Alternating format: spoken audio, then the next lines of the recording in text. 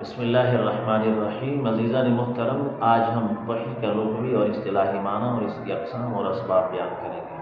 وحی کا لغوی معنی ہے اشارہ کرنا، کسی کو بھیجنا، مکتوب، رسالہ، خفیہ کلام کرنا۔ آواز کو بھی وحی کہا جاتا ہے۔ اصطلاحی معنی میں وحی اس کلام کو کہتے ہیں جو اللہ تعالیٰ اپنے نبی پر نازل فرماتا ہے بندوں کی ہدایت کے لیے، اور یہ وحی نبی کے ساتھ مخصوص ہوتی ہے۔ بنیادی طور پر اس کی دو قسمیں ہیں، وحی مطلوب، وحی غیر مطلوب۔ وحی مطلوب کا مطلب ہے الفاظ اور معانی من جانب اللہ رسول پر نازل کیے جاتے ہیں، پھر وہ رسول سنا دیتا ہے، اسی کا نام قرآن ہے۔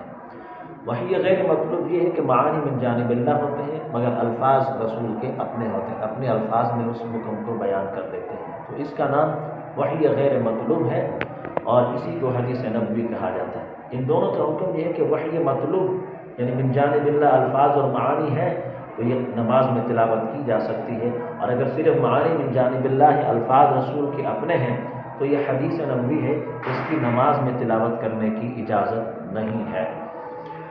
اب آتے ہیں اس کے اسباب کی طرف۔ کئی طریقوں سے نبی کی طرف وحی کی جا سکتی ہے، خفیہ طریقے سے۔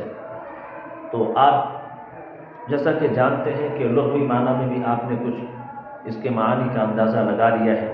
کبھی الہام کے ذریعے، کبھی خواب کے ذریعے، یا کتاب نازل فرما کر، کبھی نیند میں کوئی واقعہ دکھا دیا جاتا ہے، کبھی گھنٹی کی آواز میں وحی آتی تھی، کبھی دل میں کوئی بات ڈالی جاتی تھی، کبھی فرشتہ انسانی شکل میں آتا تھا، جبریل کبھی اپنی اصلی شکل میں آتا تھا، کبھی جاگتے ہوئے پردے کے پیچھے اللہ کریم اپنے محبوب سے، نبی سے کلام فرما دیتا تھا۔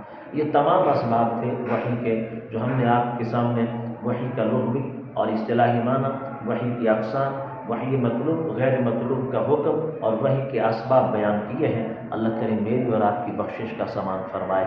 آمین۔ وآخر دعوانا ان الحمد للہ رب العالمین۔